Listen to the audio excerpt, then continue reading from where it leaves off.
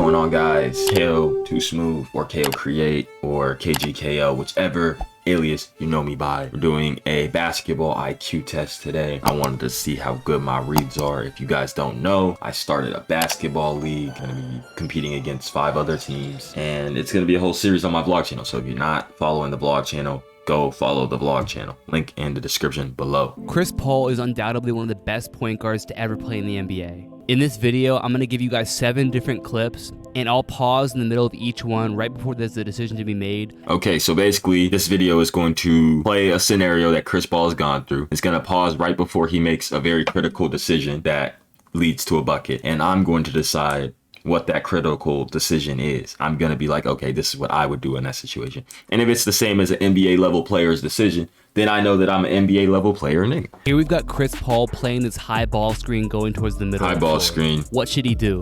Should he continue to attack downhill to the left and try and score at the basket? Should he take this pull up near the free throw line? Or should he throw this lob to the cutter on the baseline? Real talk, bro. You throw that lob. Like you throw that lob. Like you throw that lob. You throw that lob, bro. Like there's, look at this. Look at this setup. He's right here. He just came off the ball screen. He could pull up right here, but he's got 2 defenders on him. He's not knocking that down. They're both dedicated to him. He throws that lob. Throw the lob. Simple. Simple as that. Yep. Lob. Come on now. Okay, cool. So we went for one. 1 for 1. In this clip, Chris Paul's coming up the floor, getting ready for this drag screen to be set. Jamal Murray ices it and tries to force Chris Paul to stay sideline. What should he do in this situation?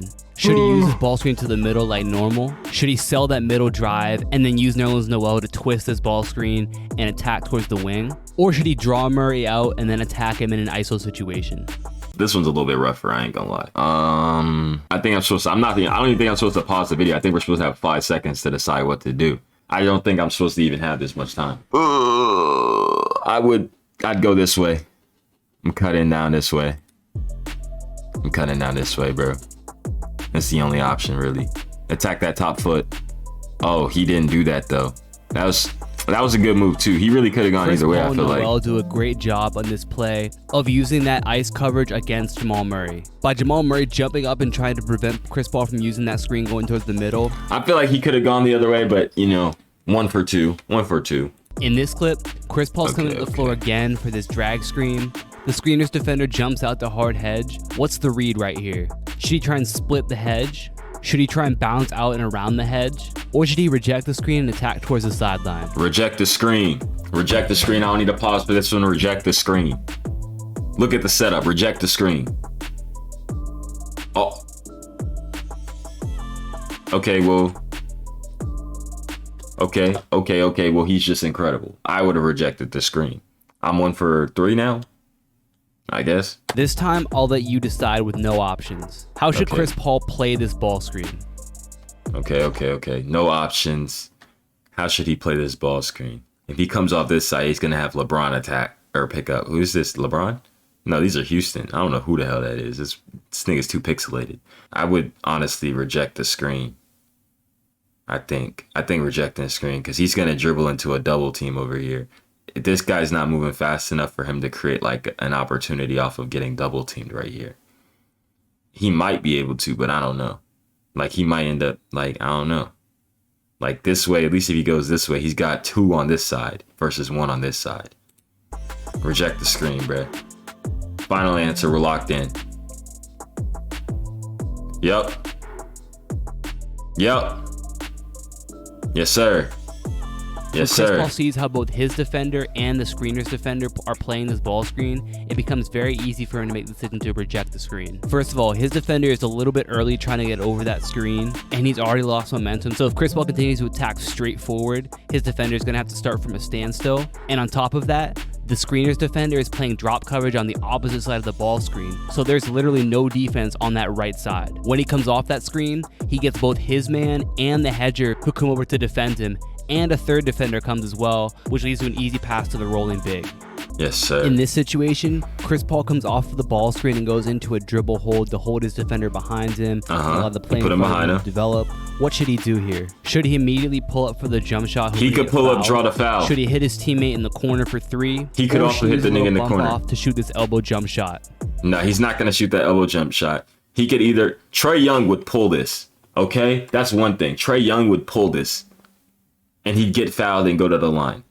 Chris Paul, I'm not that familiar with bro's game, so he might kick this out. But both of those are pretty decent options. When you're a smaller guy, drawing a foul is like a good option. Wait, what am I at right now? 2 for 4, I think?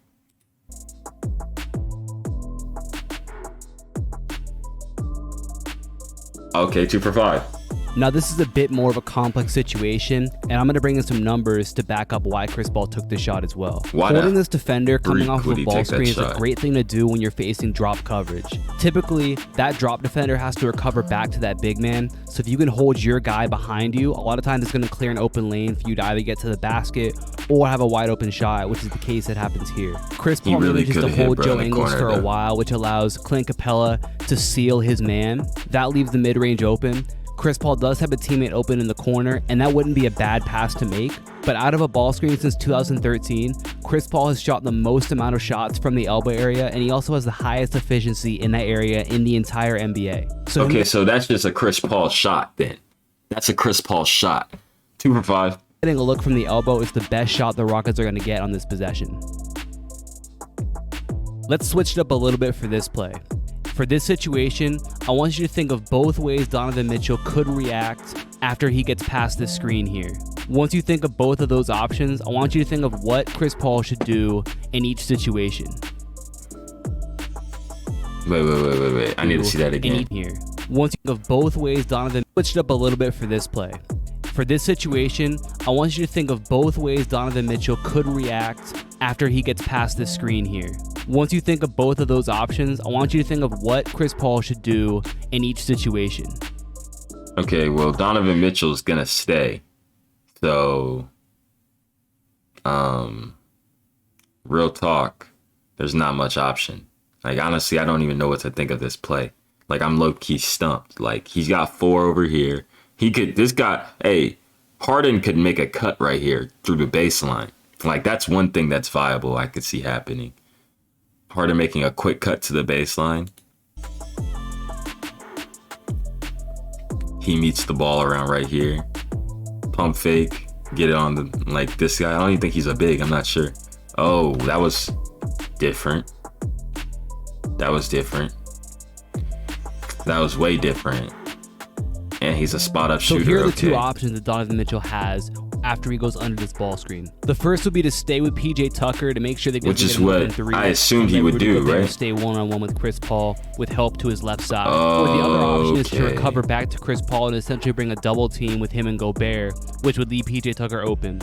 So Chris Paul's two options to these would obviously, number one, if Rudy Gobert is guarding you. Honestly, Donovan Mitchell just made a bad play, bro. Like, Donovan Mitchell, you should have left Gobert there. Like, then you beat him, get by him, and either finish at the basket or you make a pass. Or like what happens in the clip, if Donovan Mitchell rotates over for a double team, then you hit PJ Tucker on the pop and he has a wide open three. For this last one, let's look at some off-ball movement. Watch how the defender is playing it and predict the read that Chris Paul is going to make right here.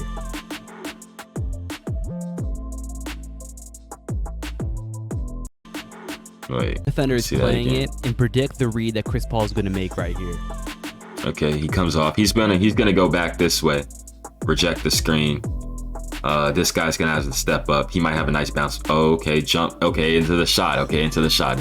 Chris Paul initially sets up his defender. I think I have to give that to myself. That's 2 for 6 or 3 for 6. Yes, it is a push off. 3 for 6. A foul, but guys get away with that all the time in the NBA. He then comes up to this dribble handoff, which is going to turn into another pin down screen. And because his defender is scrambling to catch up after having to go under the first screen, the way he came, pull up, go under this handoff, black flash. As well. So that's Chris a black Paul basically flash. Takes his dribble and uses the screen as a flare, while his defender goes under. Chris Paul takes advantage of that and shoots the open three. That's a black flash. I hope you guys enjoyed this video and learned something from it as well. 3 for 6. Make sure you guys click the top link in my description below. I think there was 7 actually. I think I'm 3 for 7. I don't know. I'm pretty sure there were 7 of them, but I might be 3 for 6. We gonna go with 3 for 6 just to, you know what I'm saying, sake of like non-complexity. Like I'm 3 for 6. Like you can. What master do you serve? What master do I serve? What am I supposed to say, Jesus?